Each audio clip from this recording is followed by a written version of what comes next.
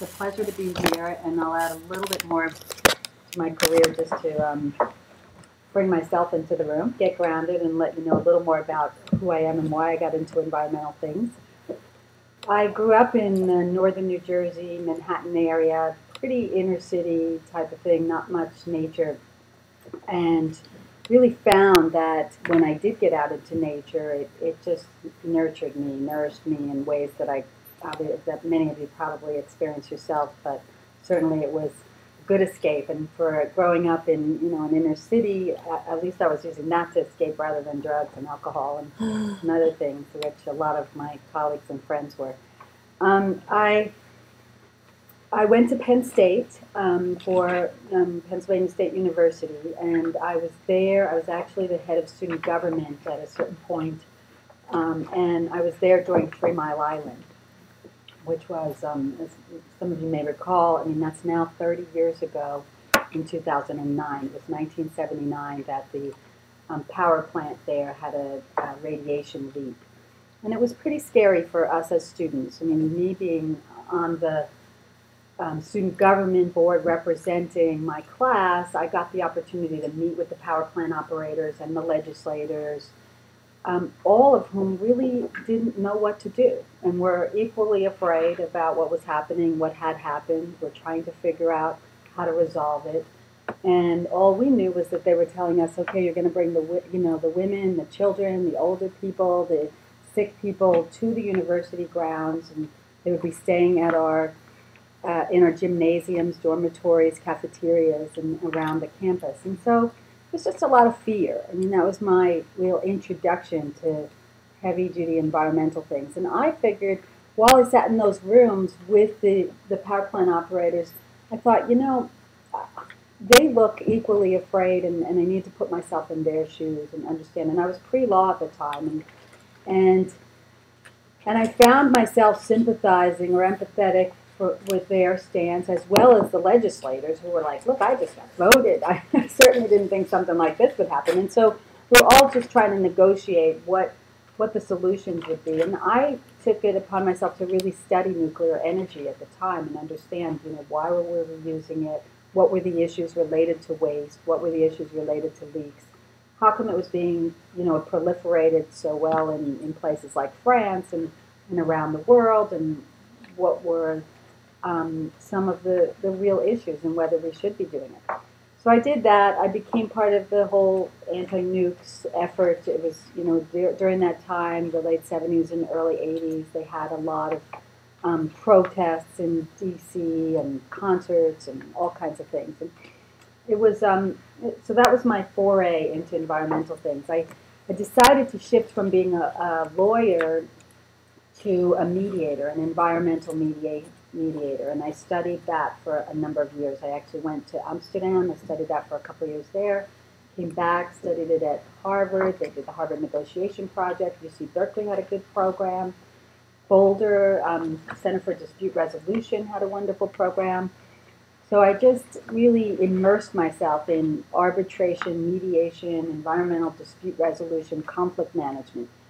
And that's how I started my career. I began on the Boston Harbor Cleanup Project, where we were siting a large primary, secondary, tertiary treatment facilities, large tunnel that would go way out into the ocean, and then many facilities for the waste. This, at the time, which was once called sludge, and then we watched it go all the way to biosolids and residuals and all nicer ways to say, sewage. And so we were basically trying to figure out where do we site that, and a lot of conflict. You can imagine the communities were not interested in having incinerators and landfills in their backyards, and those are the types of things that we typically cite in minority communities, impoverished communities, communities that don't have as much of a voice. So I really started to get interested in the area of environmental justice, and that really has permeated my career.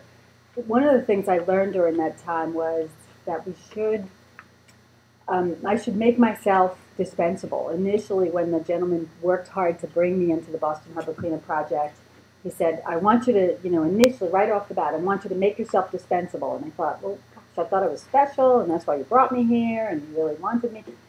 And I soon learned what that meant, and it really was to create the systems, the processes, the tools, put them in place so that I could walk away and things would still work, so that the whole system would work together. And that's been another very important philosophy for me throughout my career. I left the Boston Harbor cleanup. I moved out here to California, and this was right before the Loma Prieta earthquake. And I started a company with another woman who actually is the director of environmental planning for Stanford today. Her name is Kay Wilson. We started a company called Public Affairs Management. And we mostly worked in the with the public sector. I shouldn't say in the public, large infrastructure projects. She had a very strong background in transportation and responsible land use development. I had a strong background in water and wastewater. We brought those together, and we were looking at opportunities for public-private partnerships.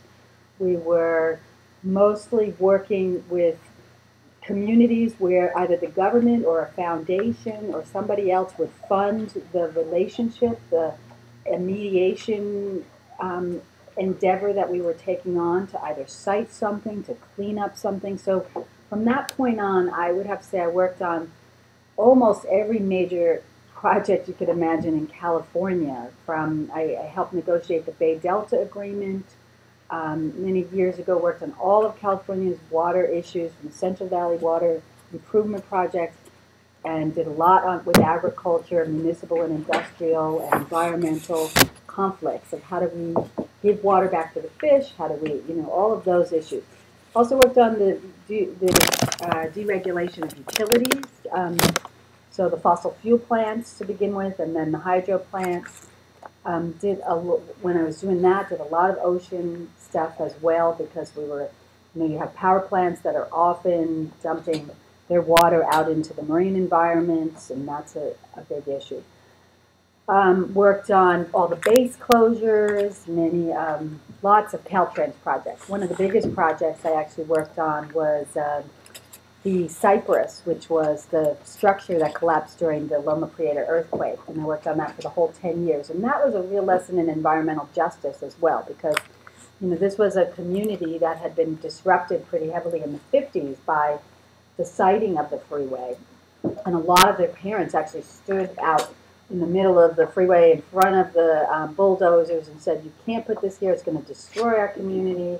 It was, at that time, a really vibrant, very ethnically diverse community, lots of old houses, Victorian houses, and it was the Polish community, and the Irish, and Hispanic, and Jewish, and lots of different ethnic backgrounds. And then, sure enough, when they put that freeway in, and then they were bringing 18-wheelers down the little neighborhood streets, they did, in fact, destroy the community.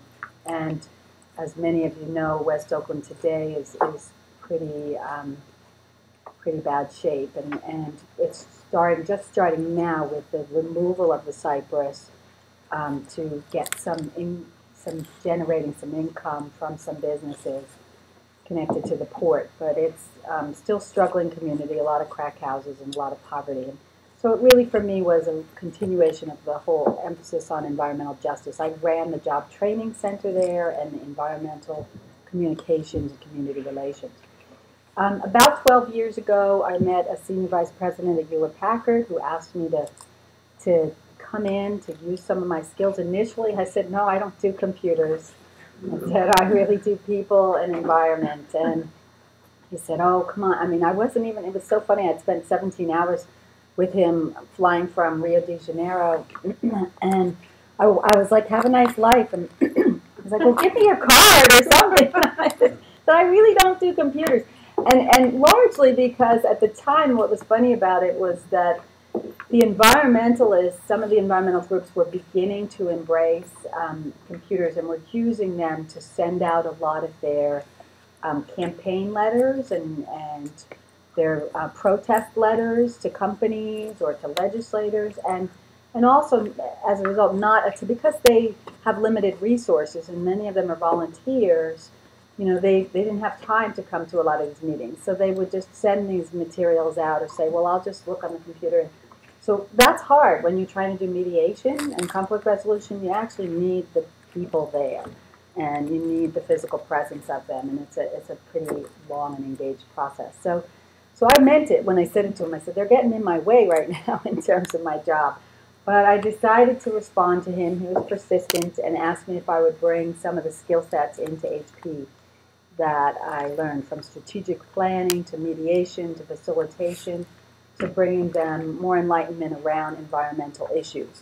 They had really just known about it from the consumer right to know and some of the regs, and then the Nike thing had happened more recently. That happened in 1996, where the sweatshop labor issues were attacked. And so the vice president that I worked for was smart enough to recognize that they were beginning to outsource, mostly Mexico, China, Indonesia, all parts of Southeast Asia like Indonesia, Malaysia, Philippines, Thailand, then Eastern Europe, Central and Eastern Europe, India, Brazil, and Mexico. So those are really largely the areas where most computers, servers, PCs, the handhelds are all manufactured today.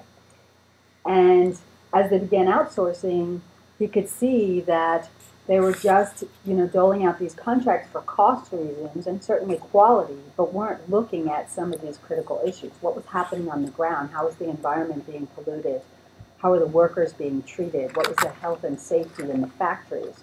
Tremendous amounts of corruption and bribery, so that even if you said, okay, these people are only supposed to work 60 hours a week, you'd see the local government provide a waiver that says, no problem, let them work 84 hours a week.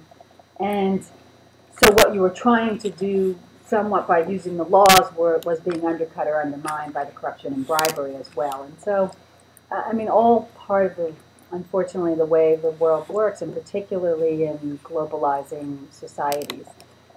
So I designed the whole supply chain social and environmental responsibility program for the company. Like I said, began that about 12, 13 years ago. And that today is really a world-class program at HP. A couple of years ago, maybe 3 years ago, I took the position of Director of Environmental Sustainability.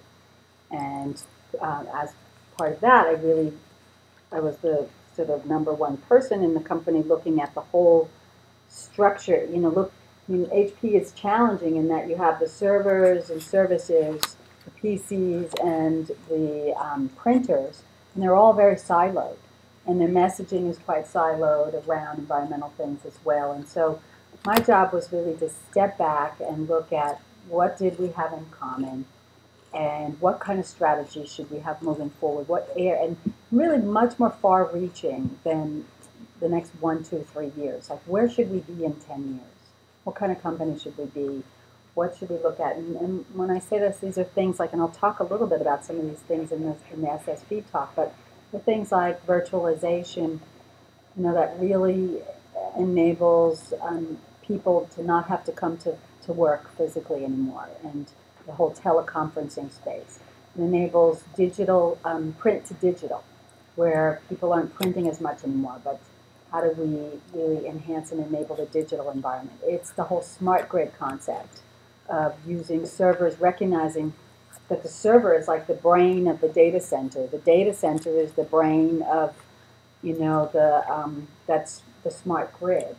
And so how to really have the right role there and enable change. IT actually represents only about 2% of the total greenhouse gas emissions impact on the planet. However, that'll go up in the next few years as we build, as we have to put more infrastructure on the ground to support some of these services. But the more we can virtualize it, the more we put it in the cloud, the less impact we'll have. And what you will see happening is there will naturally be some infrastructure in places.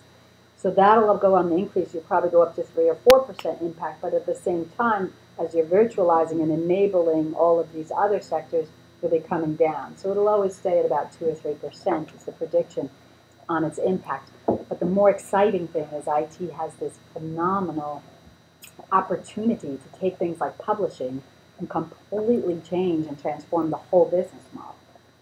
To help reuse happen in a completely different way, to what we see in the whole job space, for example, is that you've got, if you took $1 billion and you put it towards a coal plant, you create about 800 jobs.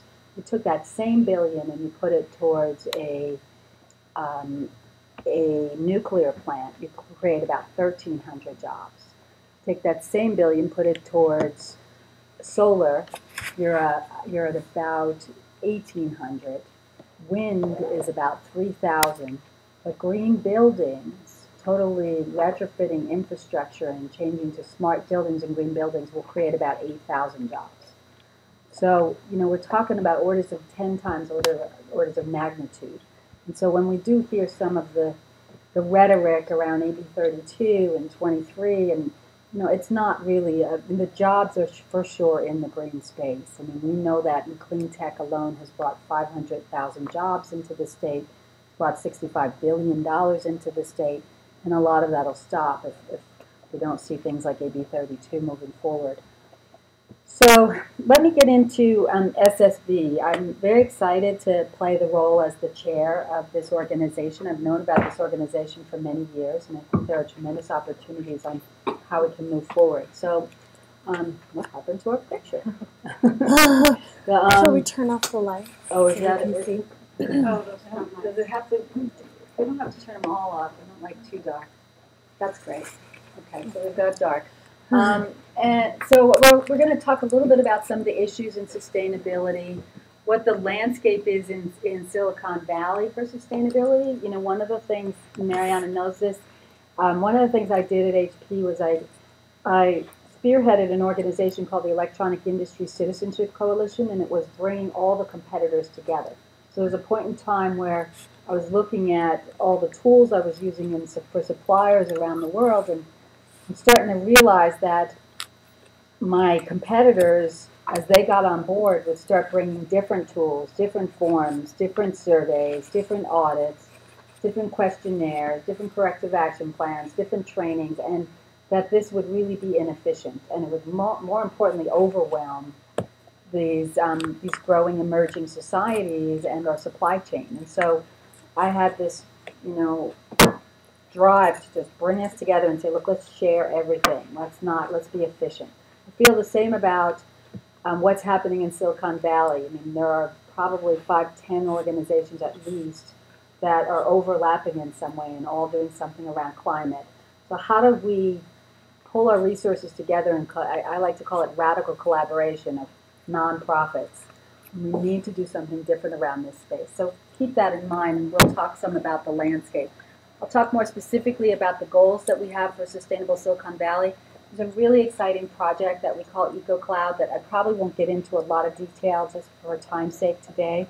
Mariana has a lot more information on that, and I'd encourage you all to get real familiar. I'll give you some highlights and certainly if there are questions about it. But it's a very exciting new project, and then some recommendations. So I'll start with the good news. I am a believer that we have to be. I mean, I've seen some pretty amazing things out in the world, and I mean things that would create real trauma in people's systems. But the reason I've been able to do that is for two things. I stay generally pretty optimistic. I have a lot of hope. I see how the world is changing and people are starting to embrace these things and consciousness is raising. And I'm also pretty clinical about the facts and the bad news and willing to take that head on and be transparent about it and say, here's what we need to do. So I'm going to give you the good news and the bad news. Obviously, change and transformation are occurring on a daily basis, and we're really seeing it. And we're seeing the pace pick up fast, which is exciting, which is what needs to happen. We'll talk about climate change. The internet is democratizing and empowering consumers and business customers. I mean, now what used to take weeks, months, years, to get out and to get support or get endorsement can take days, can take a day. And companies, we know that as companies because we suddenly are, a campaign goes out and within 2 days we've got newspapers calling us and everybody calling us. So we have to really respond and be tracking and watching what's happening on the internet. Cloud computing is allowing virtualization where, again, people are able to start businesses, really powerful businesses, right out of their home, where We can communicate in a much more naturally in a virtual environment.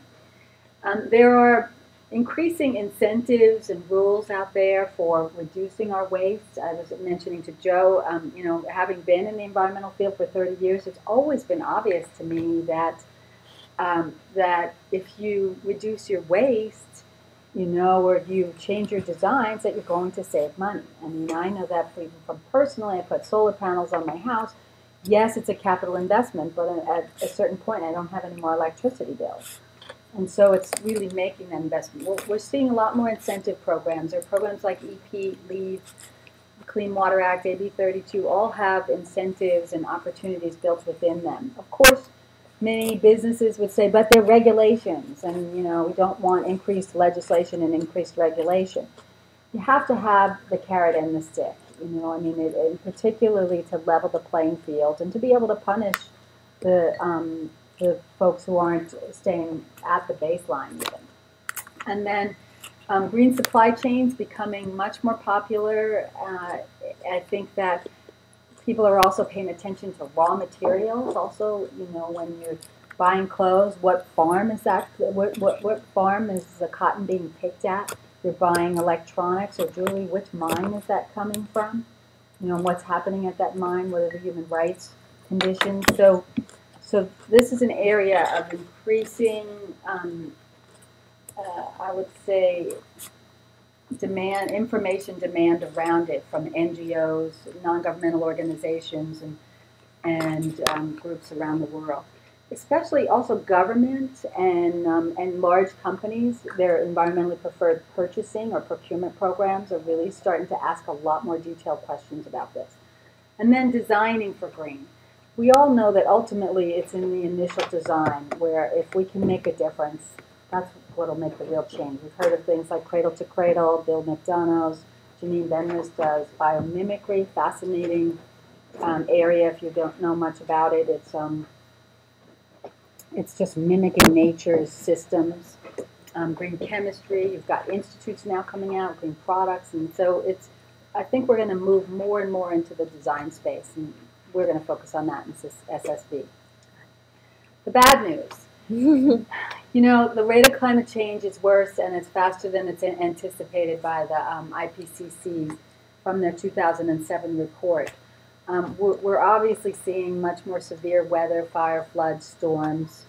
The challenges to adaptation, species are moving at different rates. You have some species that are, the rate of extinction is just phenomenal right now. We're losing many, many species per day on the planet.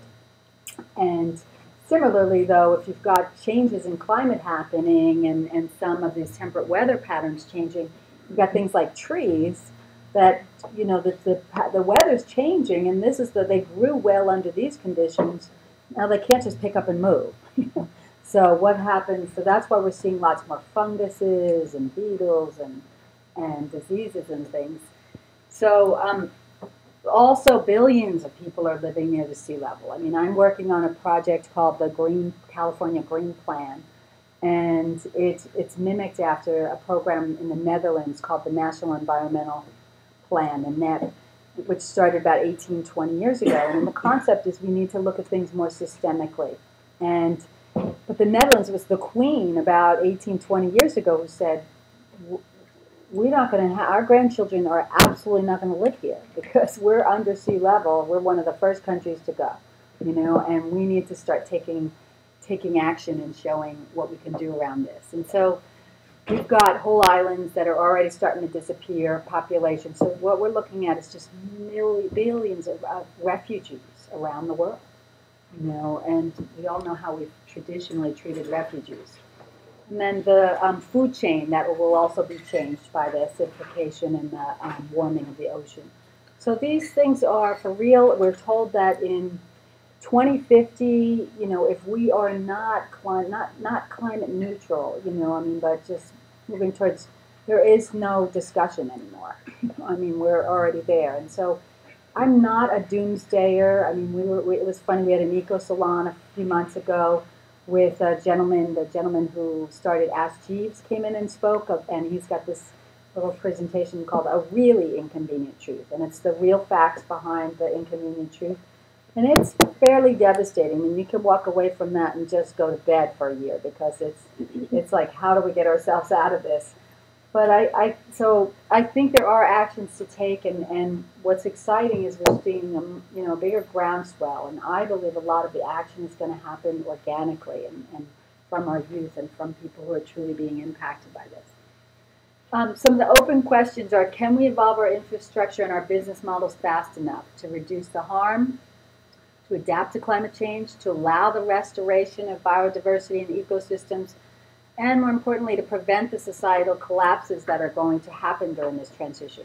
If any of you have ever heard of the natural step, it's an interesting philosophy that really takes a look at, it looks at the fact that the Earth at one point in time was just this gaseous ball of flames, revolving very quickly, and then it slowed down, and then you saw deserts, and then you saw eventual planting, and until you ended up with lush jungles. And now when you look at the pictures, you can actually see that we're just simply reversing the pattern by, you're seeing much more deserts, much more warming that's occurring, and it's because we're either extracting, boring into it at an unprecedented rate, throwing things out into the atmosphere, increasing the level of non-biodegradable materials, landfills all over the planet, and we're preventing the only naturally occurring regenerative process that happens on the planet, which is photosynthesis, from occurring as we take down the trees and we take out the oxygen.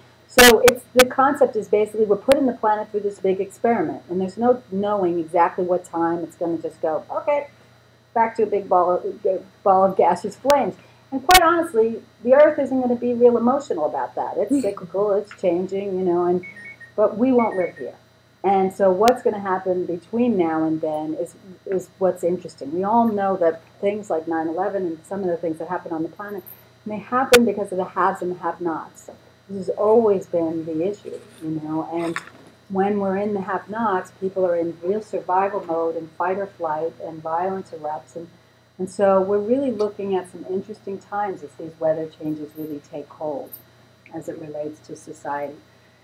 What's some of the source of our solutions? Business, cross-sector solutions, new thinking, new stories. Marianne and I were talking about, she had the word metaphors there, and I changed it to stories because I was reading this chapter last week to a book that I like in it, and it was talking about how the art of magic, and how in some ways we've always been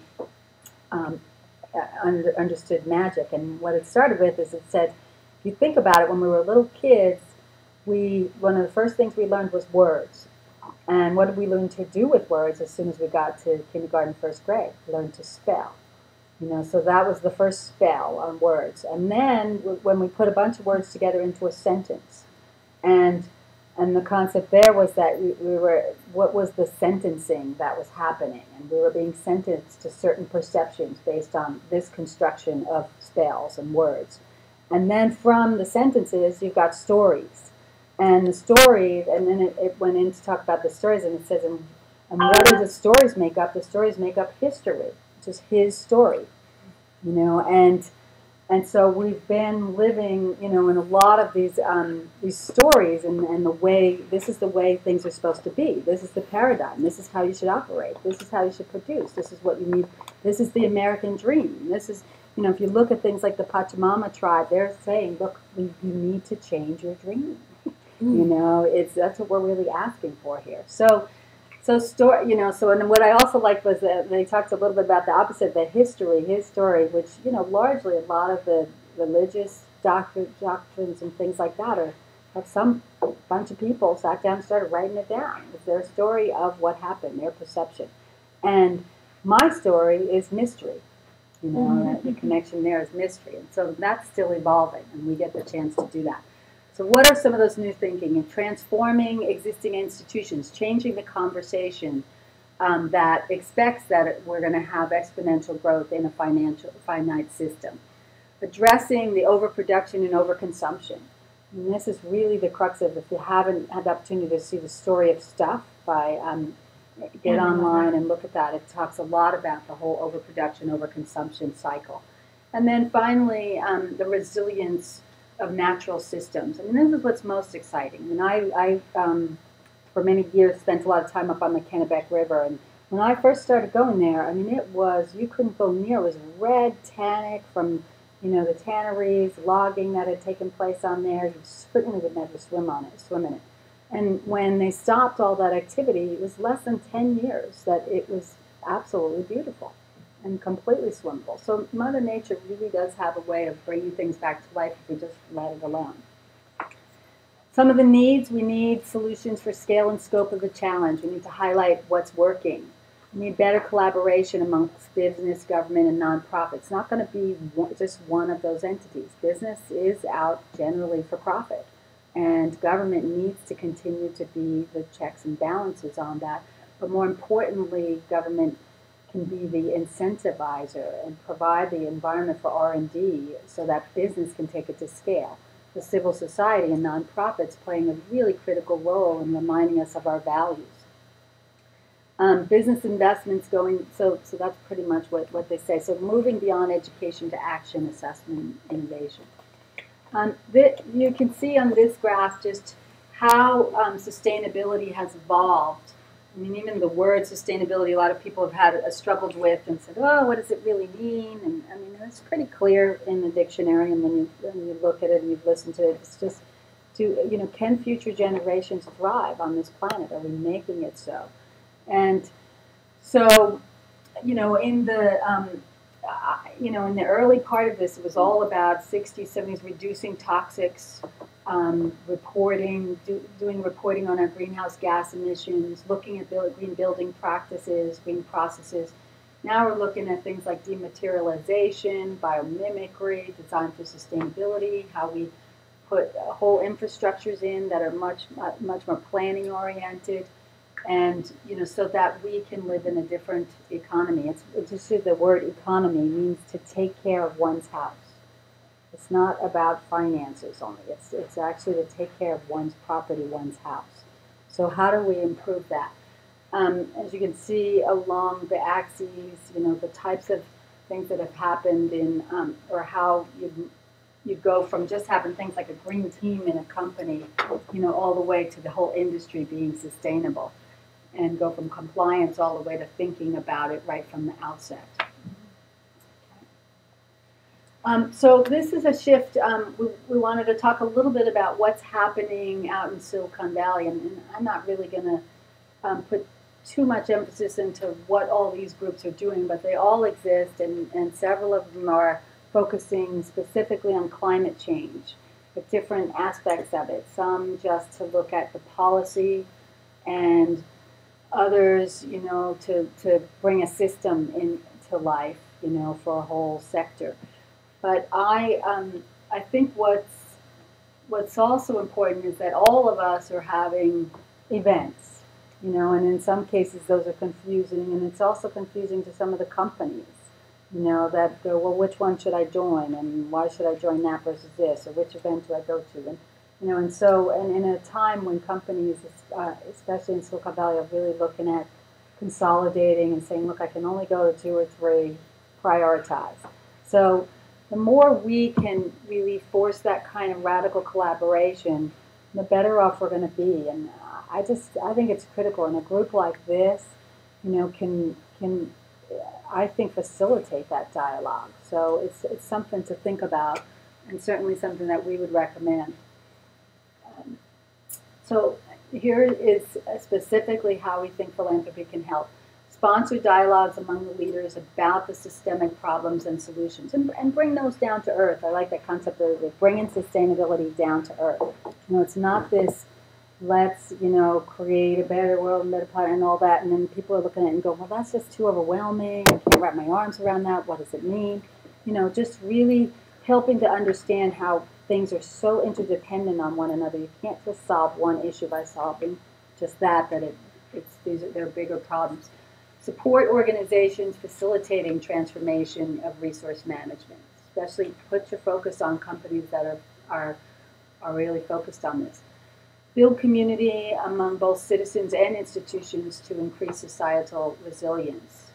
And I mean, that's really the citizens in some of the institutions like the universities or the hospitals. I mean, they don't have the kind of resources. And yet they're going to be so critical as we make these transformations. They're the entities that really reach churches, that reach into society and can make more contact with their values. At the end of the day, you know, I mean, that's the real community. And that's what people are, you know, it's an interesting time that we're living in. I think we're having a lot of conversations about the value of values, you know, and how, you know, what was really important to us at one time, and still to many of us, it was family and connectivity and relationships. And, you know, we've shifted into this accomplish, do, you know, ambition, drive, society, and we've lost connection to a lot of that. And that's part of why we see, you know, the diseases, the addictions, all these things that surface in our society have a lot to do with, I got to self-medicate because I just can't take all this. I can't take it in, you know. And so supporting those institutions is really important. Supporting collaborative efforts for transformation by corporations and their industries. I mean, it's so powerful what a group of corporations or an entire industry sector can do. I mean, I could really see that when I was sitting in the room with, you know, $13 trillion worth of money from every major electronic company in the world. It was like, we got attention, you know, from every government. From that, you know, I spoke at the UN several times. I was the negotiator at the ILO, the International Labor Organization in Geneva, spoke at the OECD. I mean, many entities that were like, I mean, this is a powerful voice. And so by helping them come together is a really important thing. And then really supporting the research, the best practices, and the storytelling for new economic models, because that's something that we had always expected and continue to expect government to do. You know, do the R&D, do the incentivizing so that corporations can bring things to scale. Well, we're seeing more and more that government can't even pay for its basic infrastructure. And so how do we, you know, that's how I think philanthropists and people with resources and organizations with resources can help. So let me just shift and then I'll close. I'm talking a little bit about SSV. Our vision is that a thriving Silicon Valley with a healthy environment, a vibrant economy, and a socially equitable community. Our mission is to lead the Silicon Valley community to a more sustainable future by engaging, collaborating with local government, businesses, and community to identify and address the highest priority environmental issues. And I would say that that's one of our key differentiators. There aren't many other groups amongst the ones that I was sharing that are giving somewhat equal weight to the non-governmental organizations, the non-governmental government, and private sector. So that's important, and we're here as a convener for that purpose. Some of our accomplishments: we were founded in 2001, incorporated in 2004. We now have 130 partners, some of the largest companies here in the Valley. We started the regional greenhouse gas emissions water registry. So, you know, quite some time back, what was really important was for companies to be monitoring and tracking, to bring transparency to light, and so we put together a monitoring system that's really evolved even since when we first started it, which was just spreadsheets and a report, to now we work with some of the more sophisticated carbon data and resource management data software companies that can help our partners. And we're actually even looking at transitioning our role in that in our future vision, because we're not interested in being the entity that holds companies' feet to the fire. We're interested in being more of an innovation hub, and how do we facilitate transformation. Partners have reduced their CO2 by nearly 1 million tons, and will continue to report on that kind of thing to show the Valley is carrying its weight. Many partners have established green teams and eco boards, and we've really also seen an evolution of the green teams, you know, where some of the people who were the people who walked around and picked up the styrofoam cups or the garbage, and now they're the head of sustainability for that company. So supporting them and giving them the best practices is another role that we have assumed. And then we're partners to make progress in things like water, waste, transportation, and energy. Some areas of focus specifically in the water and energy. We have the program called EcoCloud. I'll spend another moment on that. Smart microgrid. We've been working for the past couple of years with Santa Clara University. That is that has a vision to get themselves completely self-generating, off the grid, water and energy and across the board. And they also are excited about that because they see the opportunity then to show other institutions and other universities how to do the same and be the poster child or really the for that. So we're currently cited there, and we've been helping to facilitate a lot of that dialogue and get them the visibility and the funds and the prioritization that they've recently gotten. Working on urban water cycle and boosting reclaimed water. In the material resources, we're looking to focus really on the environmentally preferred purchasing because we do work with governments, and we recognize government can be a real catalyst for companies to change, how they do business and their whole supply chain. Cradle-to-cradle design, that's another area, is looking at the design space, so that's another focus of ours. And then finally, the other major area is the human and capital, where we're pulling together communities of practice. Like our next Eco Salon will be with financial and legal people around the valley, and we'll bring them together to talk about what can we do in the financial markets and when you're lending, and what can you do in the legal institutions when you're representing different companies or entities with environmental issues. And the curriculum for sustainability leaders and events. And then, of course, we have our website and the EcoCloud. So this is really the EcoCloud project, and really the purpose of it is to bring together all the relevant stakeholders in industry, government, NGOs, and academia to make the current urban water system more sustainable. And these are some of the things that we're using to apply it with: cradle-to-cradle principles, advanced technology, best practices. How do you make sure that you have accurate scientific knowledge? You all agree on the sources of knowledge and where the repository is.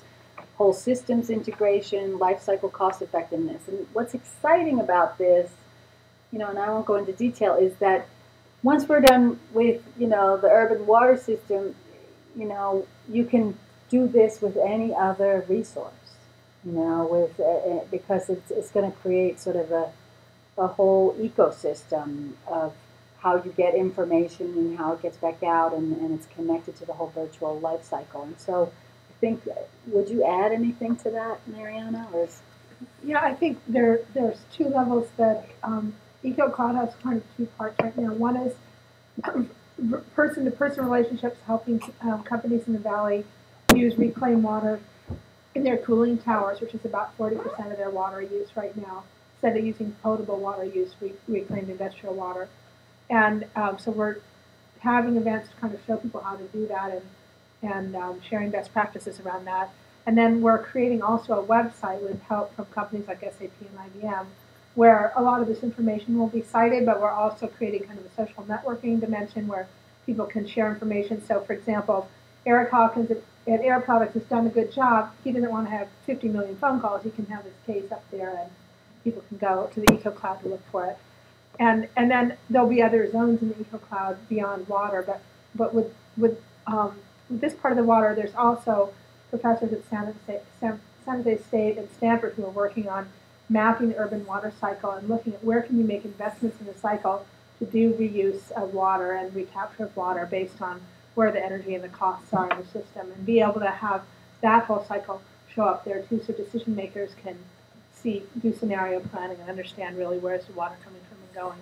And we thought, a lot of the groups are focused on energy, and we obviously can't not focus on energy. I mean, that's a critical thing, but no, not a lot of groups have really put in the kind of emphasis that we need on water, which is, as many of us know, I mean, it's the next oil for sure. It will be the reason that there are tremendous challenges and wars and all over the planet is water is the next. And so us doing our part and finding, and this is the home of innovation, and where so many seeds are planted. And so making sure that we can communicate that out to the world and be a resource for best practices and right contacts and ways to easily access that information is what we're really aiming for here. And I'm also on the board of the Blue Planet Network, which really is looking at, how more than 4 billion people don't have access to clean water and what that means.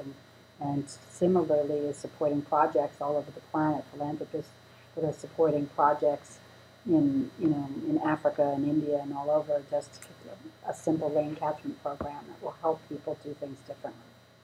So that's part of the real challenge is how do we help, people around the world, and I've traveled to so many times, I've been over 80 countries right now, and they often say, and most of it's been for work purposes, we want to be like you.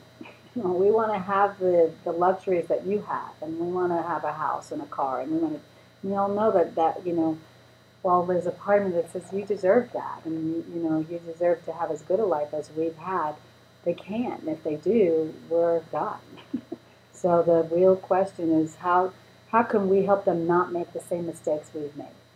How can we show them what we've learned from some of the real ecosystem disasters? I mean, just California alone and its whole water system is a phenomenal education for, we were trying to bring that over to China when they were building Three Gorges Dam to say, you're about to make the same mistakes that we've made only 30, 50 years ago, and here's all the results, and we'd really like you to learn from this.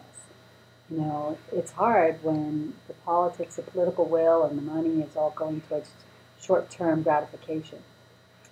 So, so the goals, I'm actually not going to get into the details of EcoCloud. There's several more slides, and we'll send this out to you. Here's my contact information, and I'm more than happy to answer more detailed questions on everything from, my career to what HP is doing to what's happening, in green plants, and most importantly to SSV. So maybe we can take a little time for questions and discussion now. Thank you.